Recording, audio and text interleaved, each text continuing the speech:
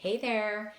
Hi, ladies. My name is Sherry Johnson. In case you haven't been with me before, I am the founder of Sherry Johnson Coaching and the Love and Loss podcast. That is where I help women to recover emotionally, spiritually, and physically from pregnancy loss so that you can feel more like yourself, your positive and happy self, sooner rather than later. So, now that you've had the introduction, today I want to talk a bit about nurturing yourself. After a loss, there are all kinds of emotions that you might be feeling. Life after miscarriage feels like a roller coaster.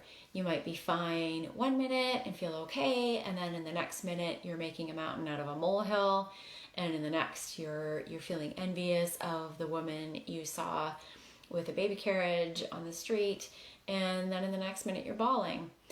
So it's quite a roller coaster of a ride, and sometimes it can seem like the people around you don't exactly understand all the ups and downs of it. So that can be a pretty lonely road.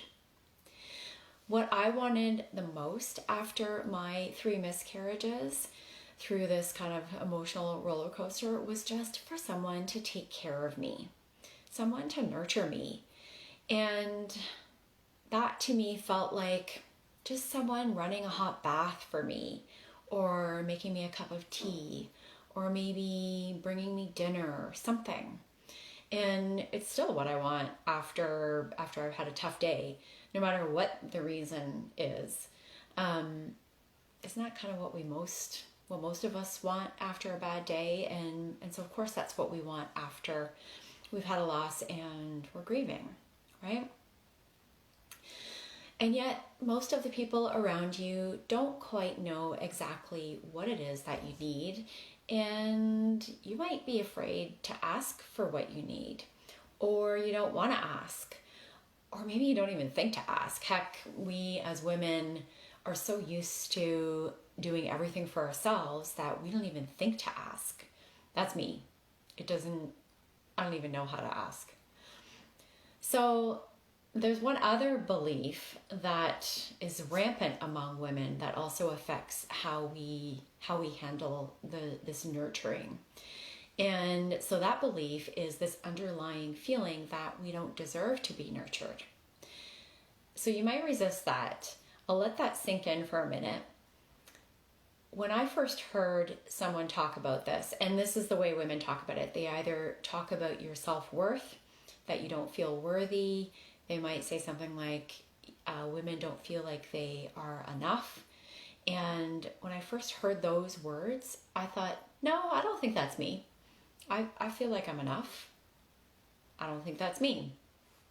And yet, the more that I heard people talk about this and tell their stories about this, it dawned on me one day, someone phrased it just a little differently, and that was when the penny dropped. Of course I feel this way. And then I had to kind of start figuring out how to get over that and how to change that belief. But I certainly had it as bad as everyone else. So mine shows up in this need to be productive, this need to not waste time, to not sit down. I have like such a long list of to-dos, and I have this responsibility to get those things done, and I have this responsibility to my job and to my volunteer work and to everything else that I'm doing. And after my losses, I felt like I couldn't just stay in bed. I had all these people who were expecting something of me, and I had expectations of myself, and I felt obligated to take care of all of that before I could take care of myself. So I don't know if that resonates with you, but I'll come back to it in a minute. First, let's talk about what you need to do in order to feel nurtured. And going back to what I said earlier, it's not actually necessarily just asking for it. Because what happens when you ask for help? So even if you do actually get around to asking for it and and you get over this whole idea that you shouldn't ask or that you're putting somebody out if you ask for help.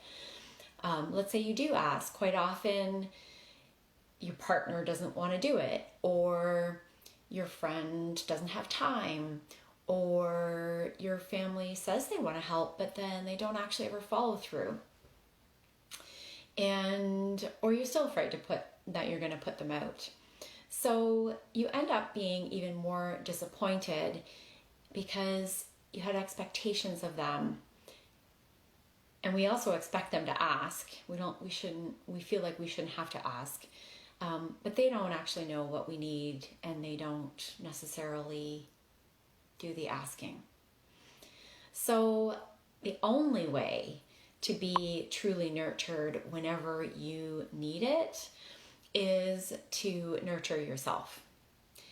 It's actually within your power to do this.